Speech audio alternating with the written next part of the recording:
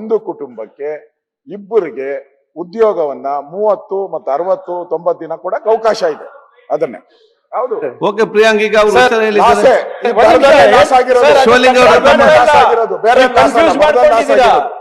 ಮಾಡ್ಕೊಂಡಿದ್ದೀರಾ.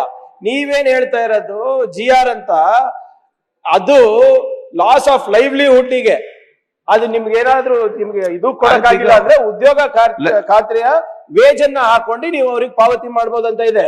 ಇವ್ರು ಕೇಳ್ತಾ ಇರೋದು ಒಂದ್ ನಿಮಿಷ, ಬಹಳ ಸ್ಪಷ್ಟವಾಗಿ ಅಧ್ಯಕ್ಷರೇ ಬಹಳ ಸ್ಪಷ್ಟವಾಗಿ ಶಿವಲಿಂಗೇಗೌಡರು ಕೇಳ್ತಾ ಇರೋದು, ನಿನ್ನೆ ಲೋಕಸಭೆಯಲ್ಲಿ ನಮ್ ಕಡೆಯಿಂದ ಪ್ರಸ್ತಾವನೆ ಹೋಗಿಲ್ಲ ಅಂತ ಉತ್ತರ ಕೊಟ್ಟಿದ್ದಾರೆ, ಅದು ಸರಿನಾ ಇಲ್ಲ ಅಂತ ಕೇಳ್ತಾ ಇರೋದು.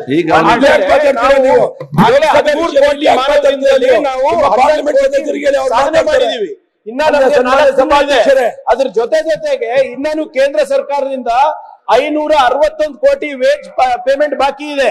ಈಗ ನೀವು GR ಗೆ ಉದ್ಯೋಗ ಖಾತ್ರಿ ಮಂತ್ರಿಗಳೇ, ನಿಮಿಷ, ಈಗ ಶಿವಲಿಂಗೇಗೌಡರು ನೀವು ಏನ್ ಪ್ರಸ್ತಾವ ಮಾಡಿದ ಅಂತ ಹೇಳಿದ್ರೆ, ಎಲ್ಲರೂ ಕೂಡ 150 ಇದ್ದಂತ ದಿನಗೂಲಿ 150 ಮಾಡ್ಬೇಕಂದ್ರೆ ಎಲ್ಲರ ಅಪೇಕ್ಷೆಯಲ್ಲಿ ಇದ್ರು. ಬರಗಾಲ ಇದೆ, ಅದಕ್ಕೊಂದು ಪ್ರೊವಿಷನ್ ಇದೆ, ಅದು ಇವತ್ತಲ್ಲ ನಾಳೆ ಆಗ್ತದೆ ಎಂಬ ಒಂದು ಆಶಾಭಾವನೆಯಲ್ಲಿ ಇದ್ರು.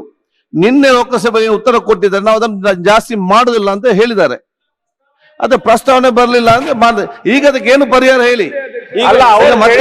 ಪ್ರಸ್ತಾವನೆ ಕಳಿಸ್ತೀರಾ? ರಾಜ್ಯ ಸರ್ಕಾರ ಏನ್ ಮಾಡ್ತಿದೆ ಅಂತೆ ಶಿವಲಿಂಗೇಗೌಡರ ಪ್ರಶ್ನೆ. ಅದೇ ರಾಜ್ಯ ಸರ್ಕಾರವೇ ಮತ್ತೆ ಪ್ರಸ್ತಾವನೆ ಕಳಿಸ್ತೀರಾ? ಏನ್ ಮಾಡ್ತಾರೆ? 100 ದಿನ ಪ್ರಸ್ತಾವನೆ ಕಳಿಸ್ಬೋದು, ಹೇಳಿ ಮತ್ತೆ ಪ್ರಸ್ತಾವನೆ ಕಳಿಸ್ತೇವೆ ಅಂತ ಹೇಳಿ. ದಯವಿಟ್ಟು ಕಾನೂನು ಏನಂತ ತಿಳ್ಕೊಂಡು ನೀವು ಚೀರಾಡಿದ್ರೆ ಓಕೆ. ನಾವು ಕೊಟ್ಟಿರೋದನ್ನ ನೀವು ತಿರಸ್ಕಾರ ಮಾಡ್ಬಿಟ್ಟು ಕೊಟ್ಟೇ ಇಲ್ಲ ಅಂತ ಇದ್ರಲ್ಲ, ಪ್ರಿಯಾಂಕ್ ಅವರಲ್ಲ, ಡೆಲ್ಲಿಯಲ್ಲಿ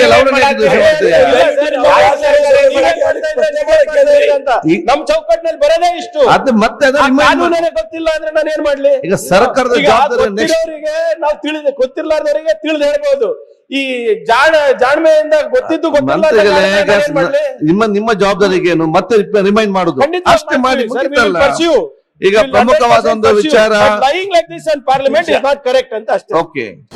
ಅನುಕ್ಷಣದ ಸುದ್ದಿಗಳಿಗಾಗಿ ವಿಸ್ತಾರ ಯೂಟ್ಯೂಬ್ ಚಾನೆಲ್ ಸಬ್ಸ್ಕ್ರೈಬ್ ಮಾಡಿ, ಬೆಲ್ ಐಕಾನ್ ಕ್ಲಿಕ್ ಮಾಡಿ. ಸುದ್ದಿಗಳ ಅಪ್ಡೇಟ್ಸ್ಗಾಗಿ ವಿಸ್ತಾರ ಆಪ್ ಡೌನ್ಲೋಡ್ ಮಾಡಿ. ವಿಸ್ತಾರ ನ್ಯೂಸ್, ನಿಖರ ಜನಪರ.